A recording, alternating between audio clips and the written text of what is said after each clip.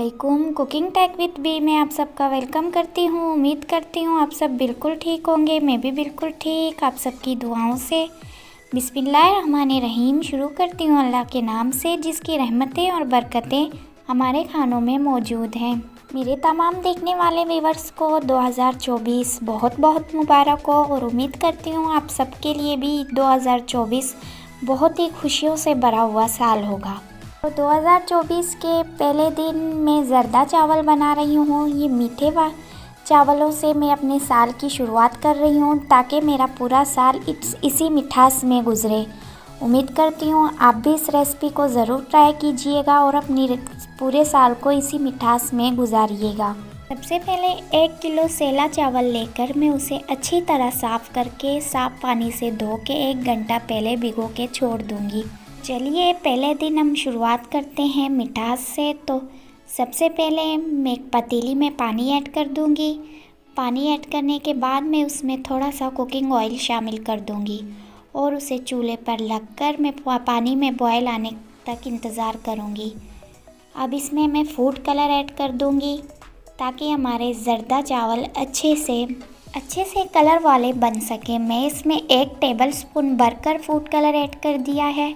अब पानी में मेरे अच्छे से बॉयल आ चुका है। इस पॉइंट में मैं इसमें चावल ऐड कर दूंगी।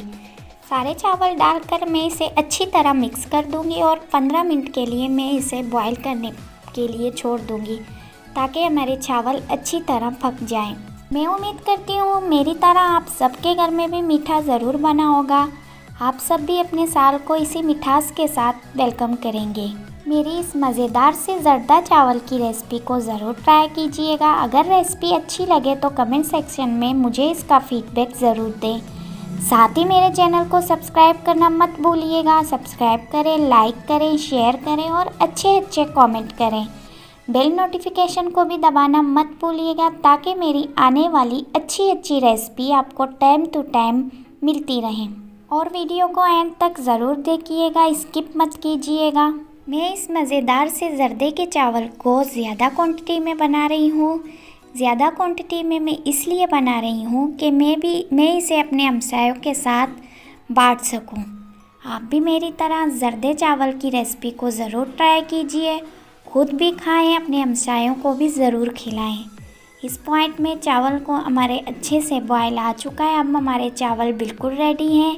अब मैं इसे किसी छन्नी की मदद से अच्छी तरह छान लूँगी। चलते हैं चावल बनाने के आगे की प्रोसेस की तरफ। अब मैं एक पतीली में 1 कप घी अगर हो आपके पास, अगर ऑयल हो, जो भी आपकी चॉइस हो आप ऐड कर सकते हैं। मैं यहाँ पे ऑयल ऐड कर रही हूँ।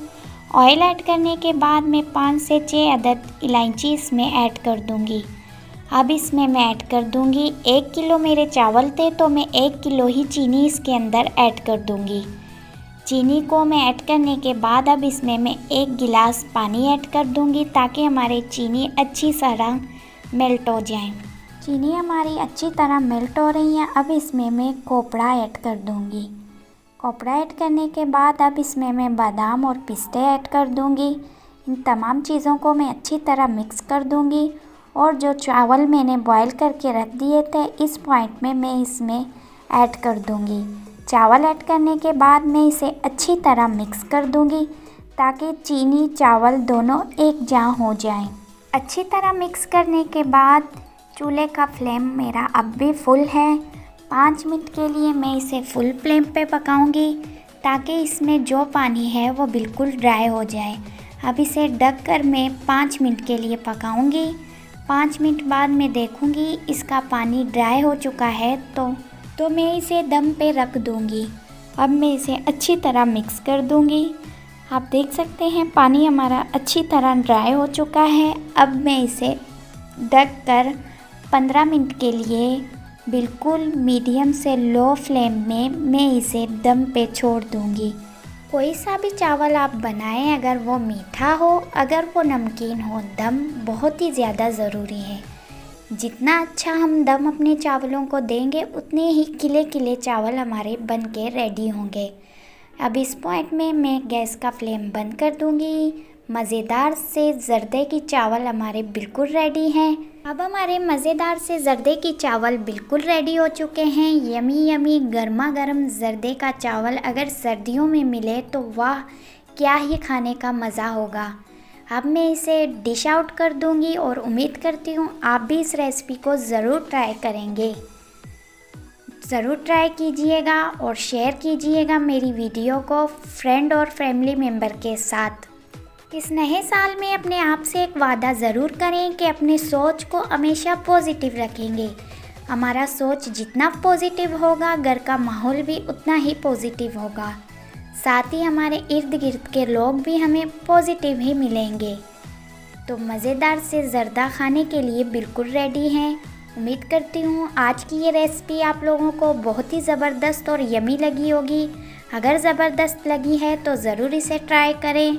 चलो मिलती हूँ नेक्स्ट किसी अच्छी सी रेसिपी के साथ। तब तक के लिए मुझे इजाज़त दें। अपनी ख़ास दुआओं में मुझे याद कीजिएगा। अल्लाह हाफिज़, अल्लाह निगहबान।